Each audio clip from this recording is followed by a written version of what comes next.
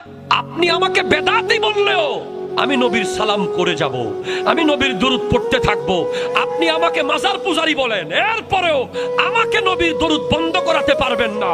আমি বলে যাব যে আমার কবর এত লম্বা করে দিবা, নবী আসলে সেখানেও আমি দাঁড়িয়ে মিলাদ কিয়াম শুরু করে দেব। আপনি যদি আমার বাড়ির গেইটে গিয়েও লিখে দেন যে বেদাতি, এরপরেও আমি মিলাদুন নবী করে যাব।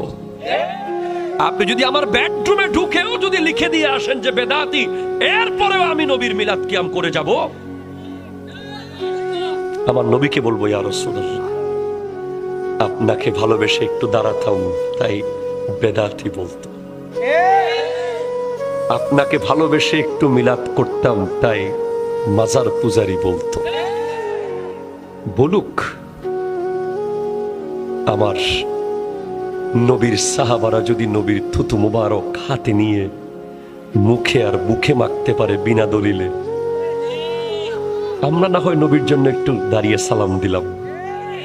নবীর সাহাবারা যদি নবীর প্রস্রাব মুবারক খেয়ে ফেলতে পারে বিনা দলিলে, নবীর সাহাবারা যদি নবীর ঘাম মুবারককে গায়ে মাখতে পারে খুশবু দেওয়ার জন্য, আমরা না হয় প্রেমের তাগিদে একটু জুলুস করলাম, একটু মিলাদ পড়লাম, একটু দরুদ পড়লাম, একটু নাত পড়লাম। কোনো নেতার জন্য তো করি নাই, নবীর জন্য করেছি। কোনো শিল্পপতির জন্য করি নাই, নবীর জন্য করেছি। শুধু আশা একটাই, আমার নবী দেখে বলবে এই যে আমার পাগলা, একটা মুস্কি হাসি দেবে।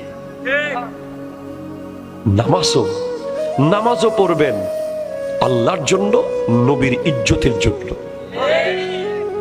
নামাজ আল্লাহ জোর করে চাপিয়ে দেন নাই, নবী খুঁজে এনেছেন। রোজা রাখবেন আল্লাহর জন্য, নবীর ইজ্জতের জন্য। হজ করবেন আল্লাহর জন্য, নবীর ইজ্জতের জন্য।